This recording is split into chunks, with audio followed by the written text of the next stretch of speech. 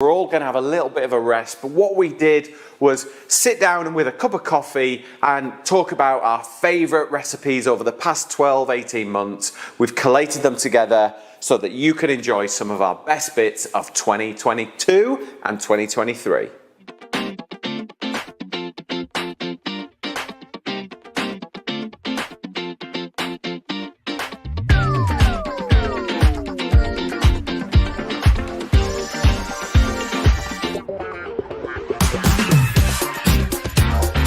Good morning and welcome to my kitchen. We are out in the garden, the sun is out and I have my good friend Kerry here in my outdoor kitchen. Barbecue's hot, ready to go? Hungry? Famished as ever. Famished as ever. I've drawn him out of his studio, out of his unit. We're in the kitchen and I've drawn him out with skirt of beef. I tested this out on you last week, didn't I? You've drawn Paddy out as well. I know. I'm surrounded. Oh, one's behind me. Skirt of beef is a delicious cut. It is quite economical, I think. This was £8 from a local butcher's. From a butcher's point of view, it's a really good cut of meat because it's nice and lean. Yeah. It's a nice muscle. It hasn't got sinew through it or anything like that. When we were butchering, it was one of the most sought after pieces of meat. Was it? And then it kind of went out of fashion a bit. Yeah. I don't think a lot of people know about it, to be honest. No. That's probably why. So skirt of beef, it comes from sort of this side of the cow. And I always think it's really good because you can either cook it really quick and rare, or you can cook it really long and slow. It's either, really. We got this from Lindsay's Butchers in Cockermouth. I know the family well. Emily picked it up on the way to work the other day, so I know it's good. Are you able to pick other things up, Emily? She's like Uber Eats. Okay, so what we're going to do first is, if we can get the oil on there, the steak is up to room temperature because we're going to serve it rare. You're rare beef, yeah? I can do rare beef, yeah? on a good cut of beef, yes. Yeah. So I'm just going to get rid of these tiny little bits of sinew while I'm being watched by a spaniel closely. And an ex-butcher. Yeah, I know. That's all right. I'm okay. He might be a chef, but he's not a butcher. I'm not. I don't need to be. I've got butchers. Right. Season it well. Everybody under-seasons beef, and it really takes plenty, okay? Especially the black pepper. Don't be afraid of it.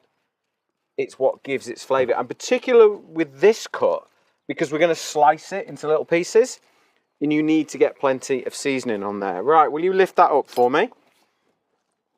Oh, I knew it was the button. We've got I didn't know a button. Oh, look at that. Now. Right, straight onto the grill. Can we see the grill all right, Emily? Right, here you go. Whack it on. That side down onto the grill. Thank you. Listen for the sizzle. Oh, lovely. I love that sound. Oh, beautiful day it is to be outside today. I hope you are all having an amazing weekend. Get yourselves out. The sun is shining. Food always tastes better when you are outside and cooking it, and that's why we are here today. So, chimichurri, which always makes you giggle, doesn't it, for some reason? I could tell you a story about chimichurri. Go on then. Chimichurri was a bandit in South America. Right. And, no, I just made that up, actually. I'm just going to chop up your favourite ingredient. I'm only going to put a little bit in, all right? You don't have to have it with this on if you don't want, but for me, chimichurri is without a doubt the most delicious thing to serve with a hunk of beef. All right. What is chimichurri? Don't just say it's a sauce, but why is it called chimichurri? Chimichurri is an Argentinian salsa. Right. Okay, and everyone over there serves their beef with chimichurri, and it's very simple. So it is just garlic, chili, red onion, vinegar, and the vinegar is the acidity that cuts through the richness of the beef, and parsley. And you're putting seeds in too. A few, not many. Anything that kind of flies off is okay. I've got most of the heat out, so now you've just got the fruitiness. But you're not a chili fan? Not really, no. I've just realised you're left-handed as well. I am. All the best chefs are left-handed, apparently. There you go. So you'll notice as we're cooking the beef as well, we're not touching it. The idea is you just leave it to caramelise. So the amount of salt that we've put on there will draw the moisture out and it will allow It's really caramelised beautifully. Like my barbecue. Yeah, I'm thinking it would look Good one, quite good at outside my unit. So we use Komodo Joe. Oh. And these are ceramic barbecues, so they get really, really hot on the outside as well as the inside. So they work beautifully. Were you going to say that was cool then, weren't you? Going to put Well, your hand it's in it? not like burny, No, but it's it's hot. not cold. Yeah. Okay, so red onion. Do you want to chop? No, you No, can't. you're all right. I'm just a guest. I'm You're just an observer today, aren't you? purely to sample and make sure that you're doing it correctly. Yeah. So how's things? What have you been up to recently? Well, obviously things have kind of changed slightly. Yeah. We lost Max. Yeah. And that's been quite a journey that we've got through. And how are you feeling about it all at the moment? I mean, we miss him and we always will. The other dogs have sort of, the whole sort of demographics changed with the dogs. You know, Paddy's obviously still crazy, but he's also become really affectionate. Right. And he's very watchful now. And Harry as well has just become very much... Harry really struggled at first because he absolutely doted on Max. Well, I suppose the youngest as well, wasn't he? He was the baby of the He pack. kind of took care of him. He looked after Max, and in his last few days, they were exceptionally close. And you know, when suddenly he goes home and Max isn't there, it was a bit of a shock for him, I think. But he's come round now, and he's really coming into his own. Right. And it's just nice to see them becoming. You know, Paddy's obviously now a top dog. Yeah, And it's all about hierarchy boss, with isn't he? dogs. So it's nice to see that the hierarchy's there, and that Harry's asleep on the deck and just sun puddling, which is what they do. Yep. They're very good at it as well, aren't they? They're experts. Indeed. Yeah, I mean, we talked about it earlier in terms of the dynamic. Sort of changed, didn't it? You know, the way they were. But I suppose that's to be expected. But you don't necessarily realise it at the time. I think with what the things that we did with Max and the adventures and the money that we raised for charity and stuff like that, there's a legacy there, and that's the thing now, and people still want to be part of that, and the walks and things that we're doing. It's just incredible the support that we get. So you've got something coming up, haven't you? Yeah, we've got a walk coming up in August. Yeah. What date is that? It's the 13th. The tickets are now gone, basically. Wow. That was only a couple of days ago you launched that, wasn't it? Yeah, it was quite quick. So that's going to be quite a good walk. Well, it's a short walk. Two reasons. One, I've got a bad back, but we also wanted to open it up for all age groups. Yeah. So rather than like a 4-mile walk or a 5-mile walk, it's just literally probably about a mile and a half. Yep. But the views, where we are, we're just gonna. Are you going up Lowrig? Up that way, yeah. We're going up that way, yeah. Up to the Tarn? Yes. Yes. Yeah. So about when people get up there, you feel as though you're on top of the mountains. Yeah. It's got that beautiful 360 degree You've got that view, hasn't beautiful it? vista up there. And if we get a day like today, I mean, there's nowhere better. Nowhere better. No, I mean, it's if you're coming up, Pete, with your burgers and stuff to cook on the barbie, I mean, that would be wonderful. Well, No pressure. Pip will be back to full strength and everything. She'll have had her op and what have you. So hopefully they'll be ready. How's it looking? So what I've added as well is, while I was chatting there, all I've done is I've added red wine vinegar, and that will pickle and take the rawness away from the red onion. This salsa verde, sorry, it's not salsa verde, is it? This chimichurri, once you have made it once, you will want to eat it with so many things. It is delicious with red meats, with chicken, with pork. It's beautiful just as a dip. It is delicious. We've had it loads, haven't we, Emily? It's really good.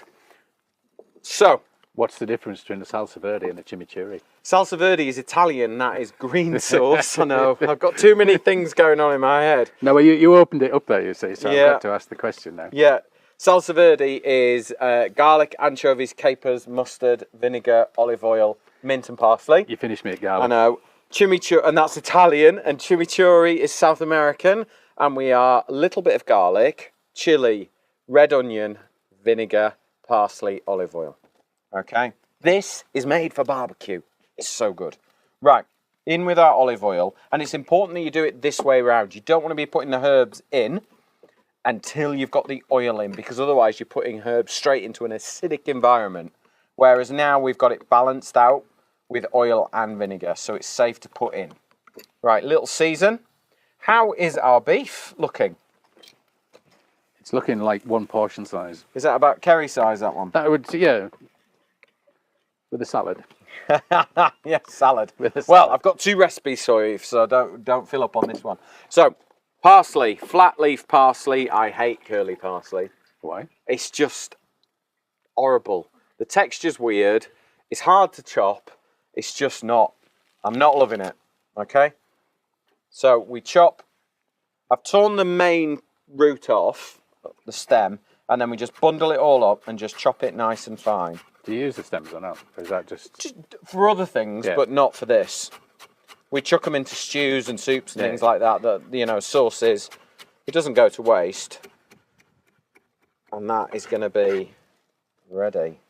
So, we're doing a 2 recipe thing today. So what we'll do is we'll get this going, and then we'll move on to recipe number 2. I think you're going to like recipe number 2. There's not a piece of garlic or chilli in it. is that main course? Yeah. So we're just going to mix this in together. It's going to be good, this one. You see, the thing with that, you couldn't have that on a first date, could you? 'Cause We're you're not gonna, really on a first date. Well, no, this is we're have past that stage. Yeah, yeah. We're We're past that third stage. base, I think. fourth base. Oh yeah, absolutely. But you can't have that on a first date because when you smile, your teeth are just green. It's It's a sauce would probably work. Yeah. Thank you, Emily. It's worth it. Look, me and you aren't going on first dates. She is. Are you going abroad, Emily? Always going on holiday, aren't you, Emily? Every day is a Leave it holiday. at that. Oh yeah. Ooh, nice. Right, let's turn this over. Are we looking at this, Emily? We are. Right, so turn that over. There we go. Now, I want you to take the temperature for me. All right? So go in that way, not that way. Yeah? Take the temperature, and I'll be back. Which way am I going? You heard. Which way am I going, Emily? I wasn't aware. Oh, you weren't concentrating, were you? So go in horizontally, not vertically. I'm in. What's our Do I have temperature? to hold it? So I don't, well, my hand just fries or not? What are we looking at? No. 54, it says. So just there. Let's see where we're at. Oh, look, 63. Yeah, that's not right. A bit further. Core temperature. There we Yeah, go. there It's we go. dropping down. Yeah. So when you're looking at cooking beef on the barbecue, 50 is rare, 55 is medium rare, 60 is medium, and anything over that is well done. We are sitting at 51. Are you a rare man? Or do you want it a bit more? I can do rare. I prefer like getting on towards medium, to be honest. Right, let's put that to one side. All right, and we'll just lean it up and we'll let it sort of semi-rest while we work on the next dish. So, okay, so steak is rested. I've brought it out. Chicken is in there. Pepper is roasting. So the beer is bubbling up, keeping the chicken really nice and moist. It's barbecuing on the outside. We've got smoked paprika, a little bit of thyme, some salt and pepper on there. It's going to be absolutely delicious. But let's focus our attention on this delicious piece of skirt beef. Can we please? It looks good, doesn't it? It does look good. It does. It is good. It is. So we've rested it for 5 minutes, okay? And what happens is obviously the barbecue is really hot. So when meat goes onto the barbecue, it contracts and tightens, all right? Same in the oven, frying pan, barbecue, all of them.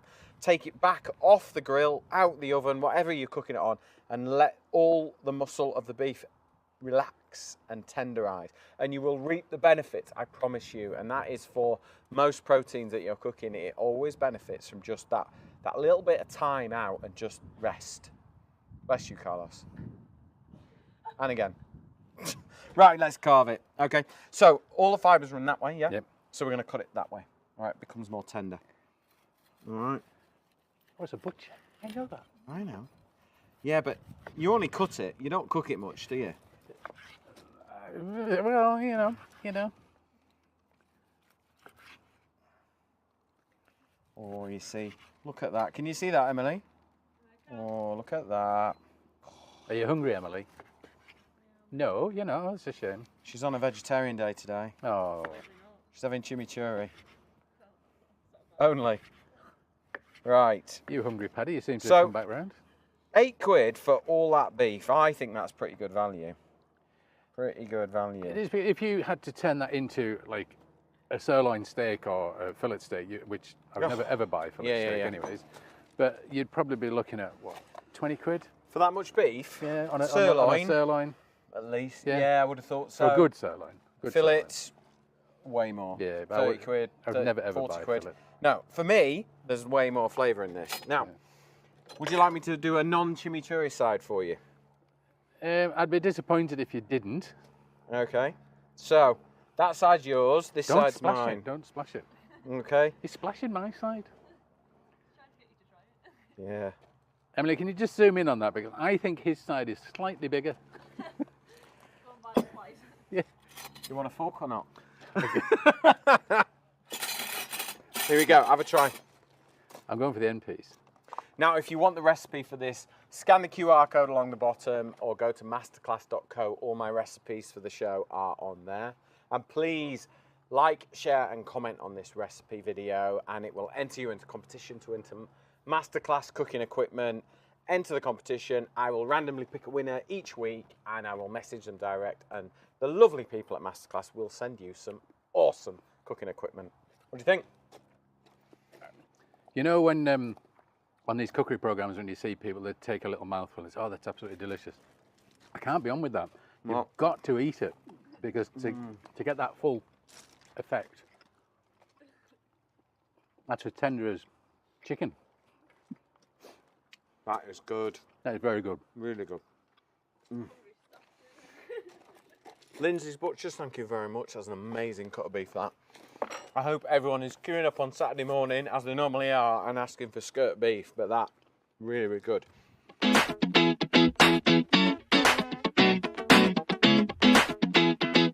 I have got two incredible pizza recipes for you. Two different flavors cooked in two different ways. They are going to be absolutely delicious. So all good pizzas start with an amazing bread dough, and here is how I make it.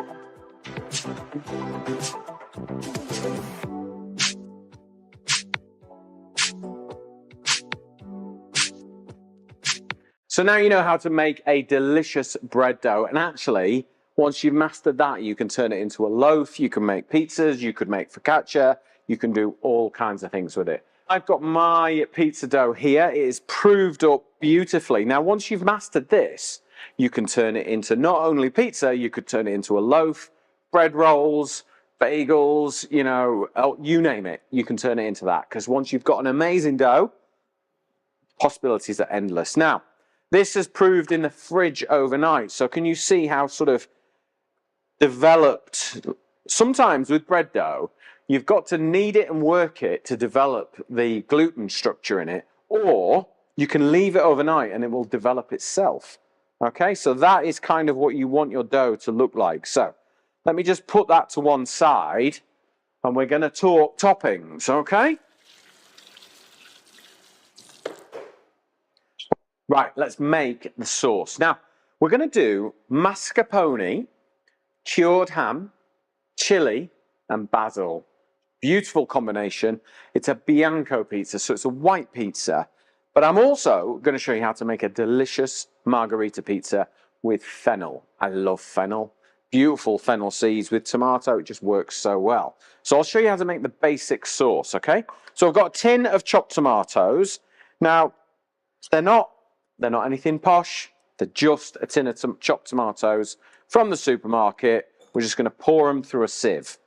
I think I may well have actually told you about this before. When we did the 3 different fish parcels we made a sort of a bouillabaisse Marseille style tomato sauce. And we drained the excess liquid out, so we just have pulp. But if you, like, if I just shake it like that, Crikey. you can see how much comes out, yeah? All we want is the tomato. We don't want all this particularly. Okay, so once we've just got rid of the excess, we'll put it into that bowl there. All right? And then we're very simply going to make a nice tomato sauce. So I've got a grater here. I'm going to grate half a clove of garlic in here. If you love garlic, put more in. It's up to you. We all know who doesn't. I'll convert him one day, I promise. A little bit of dried oregano will help with the flavour. If you haven't got dried oregano, just use mixed herbs, Italian seasoning, something like that is absolutely fine. A little bit of salt, not too much. A little bit of pepper. And I like to put a little bit of olive oil into my sauce. I'm sure Carlos, being Spanish, will agree with me on that. Yeah, thumbs up. So a little bit of olive oil in there. And that is our tomato sauce. This could also stir through pasta beautifully. Really, really simple. We've got tons of pasta recipes on our website. Scan the QR code if you want the recipe for today. Go to petersidwell.com or scan that code along there. But there are tons of other recipes. Right. Okay, so that is our tomato sauce. Put that to one side. We've got our fennel. I want to do a little bit of chili. I'll need to chop that up.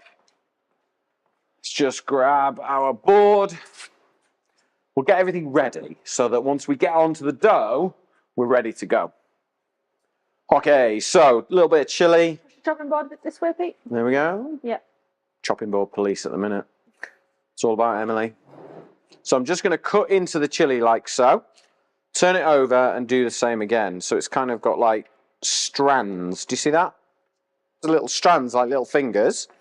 Crimp it together and just cut it. And they'll all go into lots of little pieces. I would always suggest using fresh chili for this recipe. It's so much nicer than dried chili flakes. Powder, I don't touch at all. Yeah. No, don't use chili powder. It's too strong. It's too harsh and aggressive because it's all the seeds, it's all the chili. You know, we spend all that time trying to get rid of it and just have the fruit, if you like. And I just think it's so much nicer. I don't know. I just find chili powder very aggressive. Chili flakes can be, I think, if you put too much in. Yeah, chili flakes are better, I think, but Oh, you can smell the fruitiness of that. yeah, chili, though. fresh chili is not anywhere near as hot as dried because obviously it's been dehydrated. Okay, so we've got those. Let me just get my fennel seeds. Got them. Right, so let's talk dough. All right, pizza dough. Can I move that to there, Emily? It's in my way a bit. Well, Hey? you can push your tin in a bit as well. Yeah, right. So we're going to get a little bit of flour. There we go. And a little bit of polenta. Okay, so this will give us a nice... This means that when you put the pizza on whatever you're baking on, it kind of rolls on because it's got texture, okay? So I've mixed those. I'm going to put those to one side. And then we're just going to get our dough out. Okay, so I just proved it in one of my stainless steel boxes. I love these containers. You can get them from cookserveandenjoy.com. They're really good for storing food in the fridges, storing leftovers, freezer, and you can actually put them in the microwave. Who knew? Clever lot of masterclass then. Right, so we've got our pizza dough. This is a 500 gram batch. So I started with 500 grams of flour, 7 grams of yeast, 10 grams of salt, 300 mils of water. Mix it together, knead it for 5 to 10 minutes, and you've got this. Stored in the fridge overnight. And you've got, I would say, 4 portions of pizza. Okay, so you squeeze it in the middle, like so, and then do the same again, and just sort of squeeze it like that. What camera are we working to? The wide. Middle one? Yeah. So I'll do it again, just squeeze it. And you end up with pretty much 4 portions. So if you're a family of 4, it's a 500 gram batch. Get the recipe, scan the code, you know the routine. Okay, so we are going to make our first pizza. Now, here is my new little toy. We like this, don't we, Emily? Yeah. So Sage have brought out a home pizza oven. Now, pizza ovens need to get to 400 degrees to cook a beautiful pizza. And these ovens, as good as they are, do not get that hot, okay? But these little bad boys do. So my theory is, in the UK, if you buy a good quality pizza from the supermarket to cook at home, it's about a £5, isn't it? Yeah, For a decent sized pizza. So if there's a family of 4 of you and that's 20 quid. If you do that every week, that's £1,000 on pizza. These are not £1,000, all right? So if you love pizza, it might be something you want to buy. Do as you please. I love pizza, so I bought one. I bought it on eBay, actually, for half the price out of sheer curiosity. But Sage have nailed it in terms of a good pizza oven indoors that works. That's the key to it, has been indoors. Yeah. We've got a lovely pizza oven outside, but look at it. It's pouring down rain today. Not going out there. Or if it's windy, it's quite hard to get up to temperature to get the pizza oven. So I got this on eBay. Have a look. Have a dabble. However, I've also got an alternative that's 10 quid. So there is another way. But we'll do this one first, and then we'll make the other one. So start by just pressing your pizza dough down, okay? Use your fingertips. Always start with the shape you want to finish with. So you want a round, you start with a round. And just use your fingertips and then pick it up and just run your hands around the crust like so. Can you see that all right, Emily? Yeah. Yeah, good. And you're just kind of manipulating it a little bit. I'm just getting it almost to like a pita bread size, like so, yeah? And then we turn it over, go forwards, turn it round, go forwards, go round. And I'm trying to develop a crust, yeah? And then I'm stretching it at the same time, okay? I have no issue with you using a rolling pin, all right? It is not a big deal to me. There it is. Or you need to use a bottle of wine, use a bottle of wine, use whatever you've got. Give it a roll, give it a turn. And because we're using a mixture of polenta or ground semolina and flour, it doesn't stick, okay? So get it and just keep moving it, all right? There we go. There. So for me, that's a good pizza size. Give it a little stretch. Because it's pizza, because it's bread dough, it naturally wants to shrink back again. You know, you do that, it wants to go back that way. So you just have to kind of take charge of it and just waggle it. Yeah? Don't just stretch it because it'll tear. Encourage it. Yeah? Like that. That's it, you see? We're keeping you up, Emily. It was a late night last night. Right. Do you see how it's moving like that? That's where you want to be. If it's not moving around, how could you expect to get it on this or onto whatever you're doing? Okay, so we have pizza number 1. What pizza would you like in this oven? Bianco one. You want the Bianco, do you? Yeah. You're all about the Bianco, aren't you, at the moment? Yeah. Right, so little bit of flour and polenta. Get your pizza peel level with your pizza. Like that. Yeah, and slide it on. Very professional there, Pete. No, if it all goes wrong, we can open a pizza place, Emily. Yeah. Right, okay, so mascarpone. It's like an Italian cream. It's thick, rich, delicious. Really, really good. There. Is that where you want it? Back. Yeah. There. To keep her happy. Okay, so you just don't put tons on. I think the mistake a lot of people make is they overload a pizza. And actually, what you're better off doing is putting less on but better quality, in my opinion. So we've got 5 bits of mascarpone there. I'm going to put another one in the middle. And then I'm just going to use my spoon just to press it down a little bit. So the idea is that you get this lovely bread dough, and then you get these little creamy wells and reservoirs, yeah?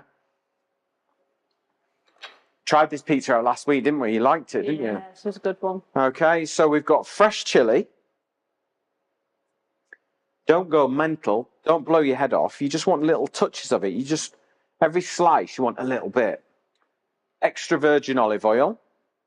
And that will just kind of marry together. And this plays a part to help make the sauce. To go on top makes it rich, makes it delicious. Now we've got creamy, we've got warm. We now want a little bit of salty and crisp. So we're going to take some nice cured Italian ham, so super thin, and just lay it on.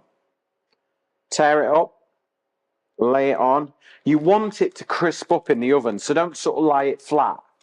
Otherwise, it'll just melt into the mascarpone. You want a little crispy bits and gnarly bits, so sort of fold it and leave it like that so that top bit goes super crispy. And the fat that sits on the ham, you want that to melt into the top of the pizza. So for me, that's probably enough. Yeah? Now, this is optional. I like capers on mine. You caper fan, Emily? Yeah. Yeah, I'd say yes, because they're going on. Yeah. Capers are just like a little pickled bud of a tree. Tree? A plant? A bush. And they just add a little bit of acidity, which is what this is missing, in my opinion. Okay? So, mini capers, I think, are better for this, so that they're not too big. You could put olives on if you want, or you don't have to put anything on. Okay? And then pepper, no salt, because you've got salt from the ham. So a little bit of black pepper. And that is ready to go in the oven. Okay? Give it a little shake. Make sure it's going to come off. Okay? My oven is hot. That can go in. All right? That will cook in a couple of minutes. It's going to give us enough time to make the other pizza in the other method. Right, I'm going to show you another way of making amazing fresh pizza. So using a pizza stone. Now they're quite easily available. They're about a tenner. They're not that expensive. The secret, in my opinion, is to preheat the stone, get it really, really hot. While you do all the kneading and everything else like that, we'll get the pizza shape ready to go, and then I will show you how it works. So, exactly the same way as we did before in terms of rolling the pizza out. Just roll, get your pizza. Always start with the shape you want to finish with. So we're going to make a really beautiful, we're going to play on margarita, okay? It is a margarita apart from the fennel seeds, because I just think they just add something different. And I made these a few weeks ago, actually, at an event. And everyone was like, oh, that's amazing. What can I taste? It's different. And it's just fennel seeds. Fennel seeds and tomato are like best friends. So they're a nice, easy way to add. You could also shave fresh fennel on if you wanted. Super easy to do. Right. So, as before, make sure you can move your pizza around, you see? That's what our polenta needs to do, or our semolina. Give us that barrier to be able to move everything around. Okay, so time for the pizza stone. Right, let's just grab that. Check my other pizza. Oh, can you see that, Emily? Just check. Oh. That looks so good. Right, let's just give that a second. We'll get this one in and then that'll be ready to go. Right, pizza stone. So I'm just putting it on my chopping board so that it doesn't burn the worktop, okay? Right, okay, pizza stone is red hot, which is why it's on the chopping board. I don't want to burn my lovely kitchen, do I? So we now need to get that onto there. And I would say the best way to do it is fold it in half again, give it a little shake, lay it on the hot stone, and unfold it, okay? And then just give it a little stretch, because it's going to start cooking straight away, all right? And then just run your fingers around the edges so that will help encourage the crust to puff up in the oven. Carefully, because it's hot stone. There we go. We all right with that, Emily? Right, where's my sauce? Here's my sauce. So because we drained the moisture out of here, we've just got fresh tomato flavour, all right? And we're not overloading this pizza. We've got good fresh flavours going on, and that to me is the secret. Okay, and then we're going to get our fennel seeds, and we're just going to scatter a few on there. Don't go mad, all right? Just a few is enough, and then we'll get some mozzarella. Now I'm going to talk to you about mozzarella in a second. Where is it? There it is. Okay, so when you're making pizza, if you use the fresh mozzarella ball, it's delicious, but there's a lot of moisture in there. And what you'll find is when it comes out the oven, it's got like a milky kind of liquid to it. It's okay, but just when you're using, if you are using fresh mozzarella ball, just give it a really good squeeze before you actually put it on the pizza. But we're going to use like a low moisture mozzarella. And you tend to sort of get it in like a loaf shape rather than a fresh mozzarella ball. So I'm just going to cut some up. That'll do. And then we just tear it up and just place it. You could use grated mozzarella as well if you wanted to. That's fine. It's up to you really. But I quite like to use this because you get like little wells and reservoirs.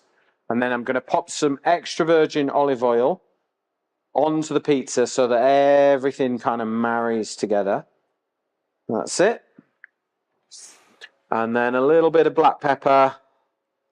And that's it. It is ready for the oven. Now I've got my oven on like top element and fan so that we get as high a heat and a direct heat on the top of the pizza as we can. Because the stone's already red hot because it's preheated for 30 minutes. So this is going to go in 200 degrees, top element and fan, give it about 10, 12 minutes. Right, pizza number 1 is ready. Look at that. Oh. Pop that onto there. We'll just leave it to one side and I'll go and get the other one as well.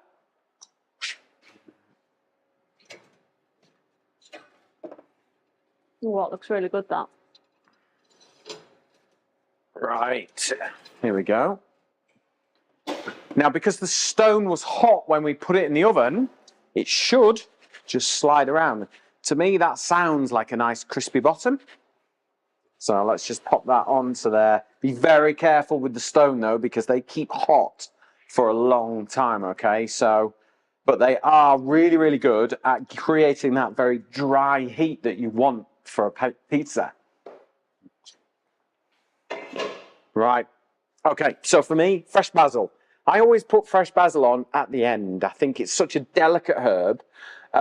If you put it in the cooking process, you just kind of lose it, all right? So just fresh basil leaves. And then just, I wouldn't even cut them. I would just pick them when you need them, not before, because they're so delicate, they'll just start to sort of wilt and lose their amazing flavour. Okay, and the same on this one. There we go.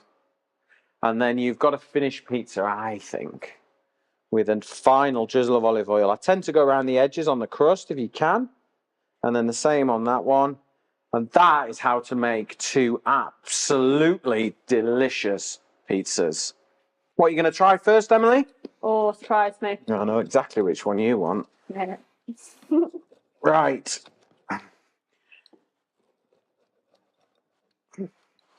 Now remember, if you want the recipes, please scan the QR code along the bottom. It will take you to pizzasidwell.com. You can get all my recipes there. I will also put a link, if you're like me and a bit obsessed with pizzas and you want to find out where you can get one of these from, I'll put a link on the recipe to where you can buy these from. If you want the pizza stone, you can go to cookserveandenjoy.com and get them there. Really easy to get hold of. Get all the gear, even the pizza cutters, the lot. But thank you very much for joining us. It has been an absolute pleasure sharing these recipes with you. Please share the video with your friends and family. Get into the kitchen and make these. They are amazing pizzas. Hope you enjoyed those recipes. I know I did. Thank you very much for watching, and I will see you next week for the next episode.